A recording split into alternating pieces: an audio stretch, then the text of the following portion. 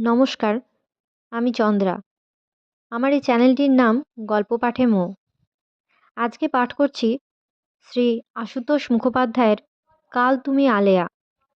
গল্প পাঠ যদি আপনাদের ভালো লেগে থাকে তাহলে চ্যানেলটিকে অবশ্যই লাইক, শেয়ার ও সাবস্ক্রাইব করে পাশে থাকবেন এবং আপনাদের মূল্যবান মতামত কমেন্টের মাধ্যমে জানাবেন। শুরু করছি। সোনা বৌদি কড়া পাকে সন্দেশ রে, আসলে খারাপ নয়। খট করে রনুর কথা কটা মনে পড়ে ধীরাপদর। রনু বলতো, রণেশ, গনুদার ছোট ভাই। এদের সঙ্গে যোগাযোগের অনেক আগেই এই সোনা বৌদির কথা শোনা ছিল ধীরাপদর। স্বর্ণবালা থেকে সোনা বৌদি মস্ত সংস্কৃতজ্ঞ পণ্ডিতের মেয়ে নাকি, কিন্তু পণ্ডিত হলে হবে কি, স্কুল মাস্টারের আর আয় কত, তার উপরে মেয়েও একটি নয়। রনু বলতো, তাই তাদের মতো ঘরে এসে পড়েছে, নইলে। তখনকার এই অদেখা সোনা বৌদিটিকে নিয়ে ধীরাপদ ঠাট্টাও কম করেনি। হঠাৎ রনুর কথা মনে হতে ধীরাপদ জোরে বাতাস টানতে চেষ্টা করলো, আর বিরক্ত হলো। মনে পড়ে কেন? এত নিষ্পৃহতা সত্ত্বেও এখনো বুকের মধ্যে এভাবে টান পড়ে কি করে? দু ভাইকে পাশাপাশি দেখলে সহোদর ভাবা শক্ত। বেটে খাটো গোলগাল চেহারা গনুদার, ধপধপে ফর্সা রং, সুখী আদল। রনুর ঠিক উল্টো। কলেজে পড়তেই ধীরাপদর কেমন মনে হতো ছেলেটা বেশি দিন বাঁচতে আসেনি। খুব দূরের কিছুর সঙ্গে কেমন যেন যোগ ওর। আধময়লা, রোগা, লম্বা, চিররুগ্ন মূর্তি। কথাবার্তা কম বলতো, বেশি দিন টিকবে না নিজেই বুঝেছিল বোধহয়। সোনা বৌদির সঙ্গে ধীরাপদর সাক্ষাৎ এবং পরিচয় হাসপাতাল থেকে রনুকে বাড়ি নিয়ে আসার পরে। গনুদার বাড়ি বলতে তখন এক আধা ভদ্র বস্তির দুখানা খুপড়ি ঘর। হাসপাতাল থেকে রনুর জবাব হয়ে গেছে, একটা চেষ্টা বাকি, পিঠের ঘুণ ধরা হাড়ের গোটা অংশটা কেটে বাদ দেওয়া। সেই অপারেশনও তখন মাদ্রাজের কোথায় হয়, এখানে হয় না। চিকিৎসা বলতে টাকার খেলা। গনুদা ঘাবড়ে গিয়েছিল। আরও বেশি ঘাবড়ে ছিল রোগীকে আপাতত বাড়ি নিয়ে যেতে হবে শুনে। ঢোক গিলে দ্বিধা প্রকাশ করেছিল। আহ, কি যে করি, আমার ওখানে একটু অসুবিধা আছে। বিপদের সময় সেই মিনমিনে ভাব দেখে ধীরাপদ চটে গিয়েছিল। জোর জার করে রনুকে সেই একরকম ওখানে এনে তুলেছিল। বলেছে, অসুবিধের কথা পরে ভাবা যাবে। সোনা বৌদি মুখ বুজে সেই দু ঘরের এক ঘরে সব ব্যবস্থা করে দিয়েছিল। কিন্তু তার মুখের দিকে চেয়ে ধীরাপদর মনে হয়েছিল কাজটা ভালো হলো না। আর মনে হয়েছিল গনুদার অসুবিধার কারণ বোধহয় ইনি। হাসপাতালেও কোনোদিন দেখেনি মহিলাকে। রনুর মুখের দিকে চেয়ে মায়া হতো বলেই কোনোদিন তার কথা জিজ্ঞাসা করেনি, নইলে ধীরাপদর মনে হতো ঠিকই। শুধু মনে হওয়া নয়, তারপর কানেই শুনতে হয়েছে অনেক কিছু। হাসপাতাল থেকে রনুকে নিয়ে আসার দিন তিনেক পরের কথা। বিকেলের দিকে ওর বিছানার পাশে ধীরাপদও বসেছিল। পাশের ঘর থেকে নারী কণ্ঠের তর্জন শোনা গেল। শোনাতে হয়তো চায়নি, কিন্তু যেমন ঘর, না শুনে উপায় নেই।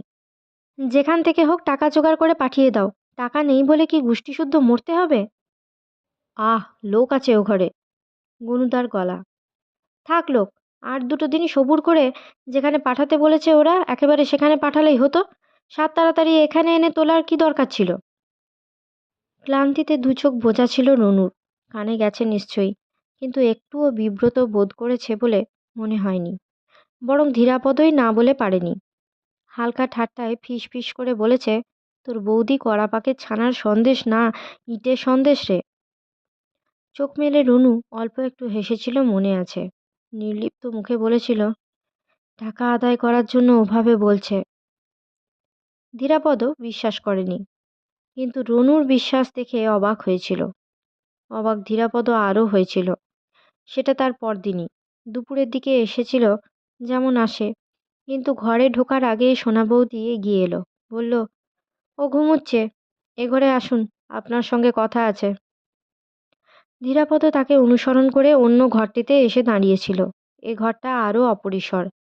মেঝের একদিকে ছোট দুটি ছেলে মেয়ে ঘুমাচ্ছে, অন্যদিকে একটি 4-5 মাসের শিশু হাত পা ছুঁড়ছে। কোণ থেকে একটা গোটানো মাদুর নিয়ে সোনা বৌদি আধখানা পেতে দিয়ে বলল, বসুন। অনতিদূরে নিজেও মেঝেতে বসলো পা গুটিয়ে। দু এক পলক ওকে দেখে নিল তারই মধ্যে। বিপদের সময় আর লজ্জা করে কি হবে, তাই ডাকলুম। আপনার সঙ্গে ঠাকুরপোর অনেক দিনের পরিচয় শুনেছি, আপনার কথা প্রায়ই বলতো। গরম হোক বা যে জন্যেই হোক ধীরাপদ ঘেমে উঠেছিল। সোনা বৌদি আর এক নজরে দেখে নিল। ধীরাপদর মনে হলো কিছু বলবার আগে যেন যাচাই করে নিল আর এক প্রশ্ন। আপনি কি করেন? কথা আছে বলে ঘরে ডেকে এনে বসিয়ে আবার কি প্রশ্ন? ধীরাপদ ফাঁপড়ে পড়ল। তেমন কিছু না। সে তো জানি, তেমন কিছু করলে আর এ বাড়ির সঙ্গে বন্ধুত্ব হবে কেমন করে? ভাবলো একটু, তারপর সোজাসুজি তাকালো মুখের দিকে। বন্ধুর চিকিৎসার জন্য শ৫ টাকা আপনাকে কেউ ধার দিয়েছে শুনলে লোকে বিশ্বাস করবে? ধীরাপদর মুখের অবস্থা কেমন হয়েছিল কে জানে, কারণ তার দিকে চেয়ে সোনা বৌদি হেসেই ফেলেছিল। ভয় নেই, আপনাকে ধার করতে বেরোতে হবে না। কাল একটু সকাল সকাল আসুন, বিশেষ দরকার আছে। কাউকে কিছু বলবেন না। সকাল সকালই এসেছিল পরদিন। এসে দেখে সোনা বৌদি কোথায় বেরুবার জন্য প্রস্তুত। বাচ্চাগুলো ঘরের মধ্যে ঘুমুচ্ছে আগের দিনের মতোই। বেরিয়ে এসে দরজা বন্ধ করে ঘরের শিকল তুলে দিল। আসুন। ৩টে বাচ্চাকে এইভাবে ঘরে বন্ধ করে কোথায় যেতে চায় ধীরাপদর কিছুই বুঝল না। জিজ্ঞাসা করার ফুরসতও পেল না। রাস্তায় এসে সোনা বৌদি নিজে থেকেই বলল, ভালো একটা গয়নার দোকানে নিয়ে চলুন, কলকাতায় থাকলেও কিছুই চিনি না। ধীরাপদও তেমনই চেনে গয়নার দোকান, তবে দুই একটা দেখেছে বটে। সোনা বৌদি গয়না বিক্রি করলো। সেকেলে আমলের ভারী গোট হার একটা, সোনার দাম চড়া। মোটা টাকাই পেল। চুলচেরা হিসাব বুঝে নিয়ে খাদের সম্ভাব্য পরিমাণ ইত্যাদি নিয়ে ঝকাঝকি করে তারপর টাকা নিল। তবু সংশয় যায় না, ঠকলো কি না সারা পথ চুপচাপ তাই ভাবছিল বোধহয়। বাড়ির কাছাকাছি এসে বলল, ঠাকুরপো বা কাউকে কিছু বলবেন না। অবশ্য এটা ওরই জিনিস, তবু শুনলে দুঃখ পাবে। গয়নার দোকানে সোনা বৌদির দর কষাকষি ধীরাপদর ভালো লাগছিল না। বাচ্চাগুলোকে ওভাবে ঘরে বন্ধ করে আসাটাও না। রনুর জিনিস শোনা মাত্রই মনটা বিরূপ হবার সুযোগ পেল। রনুর মা ঠাকুমা খুব সম্ভব ওর নামে রেখে গেছেন বিক্রির জন্য। সেটা বিশ্বাস করে ধীরাপদর হাতে না ছেড়ে দিতে পারাটা অন্যায় নয়, কিন্তু ও কাজটা তো গনুদাকে দিয়েও হতো। এত অবিশ্বাস আর এত গোপনীয়তা কিসের? রনুর পাশে এসে বসামাত্র সে জিজ্ঞাসা করল, কিরে, হার বিক্রি করে এলি? ধীরাপদ অবাক, সামলে নিয়ে বলল, করবো না তো কি, হাড় ধুয়ে জল খাবি? তুই জানলি কি করে? হাসলো একটু। আমি হাসপাতালে থাকতেই জানতুম এবার ওটা খসবে। ধীরাপদ বিরক্ত হচ্ছিল, কিন্তু পরের কথাটা শুনে বিস্ময়ে চমকে গেল। রনু বলল, ওইটুকুই ছিল সোনা বৌদির। সোনা বৌদির? কিন্তু তিনি যে বললেন ওটা তোর। বলল না। খুশিতে শীর্ণ মুখ ভরে উঠেছিল রনুর।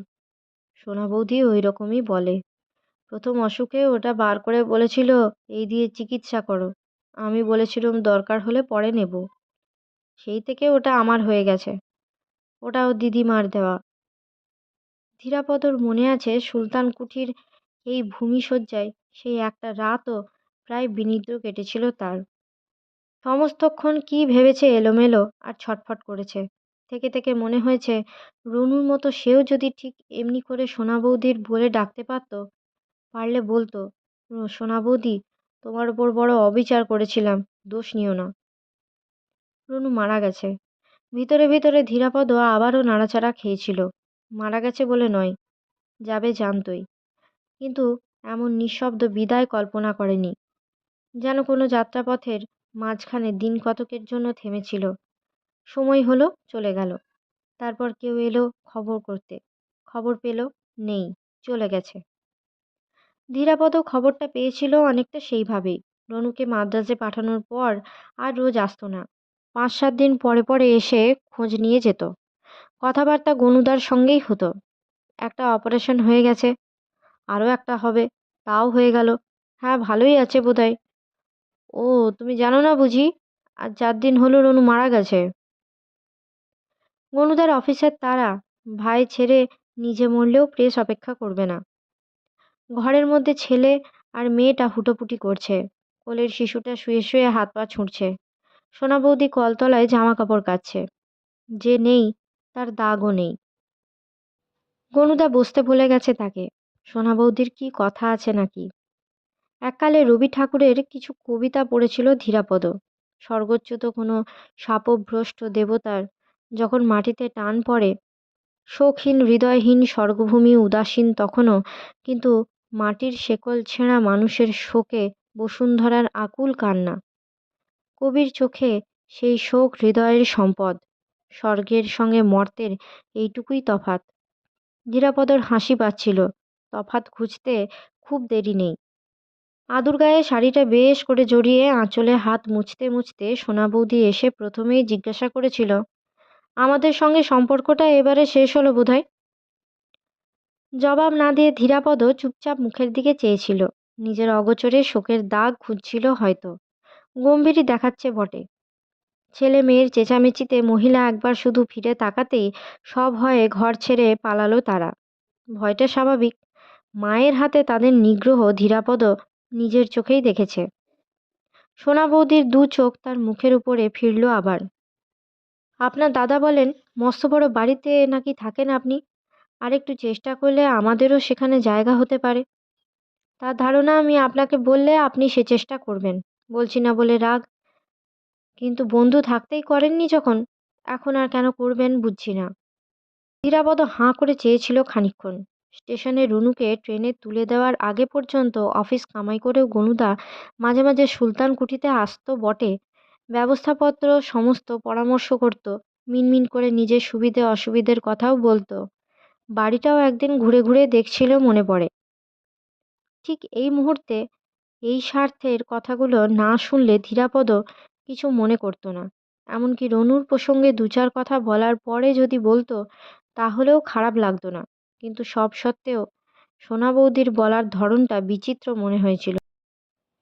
গনুদা মনস্তাত্ত্বিক নয়, খবরের কাগজের প্রুফ রিডার। সোনা বৌদি বললে সে চেষ্টা করবে, এটা বুঝেছিল কি করে? যে করেই হোক, বুঝেছিল ঠিকই। ধীরাপদ চেষ্টা করেছিল। যে চলে গেছে তার শোক আঁকড়ে কে কদিন বসে থাকে? স্বার্থ কার নেই? রনুর জায়গা দখল করার একটুখানি প্রচ্ছন্ন লোভ কি ভিতরেও উঁকি ঝুঁকি দেয়নি? না দিলে সোনা বৌদির কথাগুলো অলক্ষ্য তাগিদের মতো অমন অষ্টপ্রহর মনে লেগে থাকতো কেন? আর তাদের এখানে নিয়ে আসার জন্য অমন এক অদ্ভুত কাণ্ডই বা করে বসেছিল কি করে? বরাতক্রমে কোণা ঘর দুটো খালি ছিল তখন। বাসের অযোগ্য নয়, তবে সুলতান কুঠির অন্যত্র ঠাঁই পেলে ওখানে সাধ করে ঠাঁই নেবে না কেউ। সপরিবারে গনুদাকে ওখানেই এনে তোলা যেত। আর ভদ্রলোক হাঁপ ফেলে বাঁচত তাহলেও। কিন্তু ধীরাপদর বাসনা অন্যরকম। রমণী পণ্ডিতকে ওখানে চালান করার সুযোগটা ছাড়েনি সে। ধীরাপদ নিজের মনেই হেসেছে আর নিজেকে পাষণ্ড বলে গাল দিয়েছে। তার পাশের ঘরেই সোনা বৌদির সংসার। সেখানে তখন থাকতেন রমণী পণ্ডিত। অনেকগুলো ছেলে মেয়ের মধ্যে মেয়েটি বড়। বড় বলতে বছর 13-14 বয়স তখন। রমণী পণ্ডিতের সাধ ছিল মেয়ে লেখাপড়া শিখবে, আইএ বিএ পাশ করবে। ছেলের থেকেও আজকাল লেখাপড়া জানা মেয়ের কদর বেশি। ধীরাপদ অনেকবার তাকে বলতে শুনেছে মেয়ের হাতটিতে বিদ্যাস্থান বড় শুভ। কিন্তু মেয়েকে বিদ্যার খোঁয়াড়ে ঠেলে দিতে না পারলে সরস্বতী ঠাকরুন যেচে এসে হাতে বসবেন না। আশা পূরণের একটাই উপায় দেখেছিলেন রমণী পণ্ডিত। ঘষে মেজে ধীরাপদ যদি মেয়েটাকে প্রথম ধাপ অর্থাৎ স্কুল ফাইনালটা পার করে দিতে পারে, তাহলে বাকি ধাপগুলো মেয়ে নিজেই টপাটপ টপকে যাবে। ধীরাপদ রাজি হয়েছিল। রাজি হয়ে অথৈ জলে পড়েছিল। মেয়ের হাতে বিদ্যাস্থান যত শুভ মগজে তত নয়। রোজই পড়তে আসতো, মুখ বুজে পড়তো বা পড়া শুনতো। 14 বছরের মেয়ে কুমুর ধৈর্যের অপবাদ দিতে পারবে না ধীরাপদ।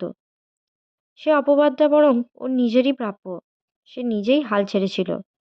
তো কুমুর হাতে বিদ্যাস্থান যে বড় শুভ, রোজ সকালে একগাদা বই হাতে তার আগমন ঠেকাবে কি করে? দিনকে দিন ধীরাপদ নিজেই হতাশ হয়ে পড়ছিল। নিখরচায় মেয়ের বিদ্যা লাভের ব্যবস্থা করার সময় সুলতান কুঠির নীতির পাহারাদার দুটির কথা মনে হয়নি রমণী পণ্ডিতের।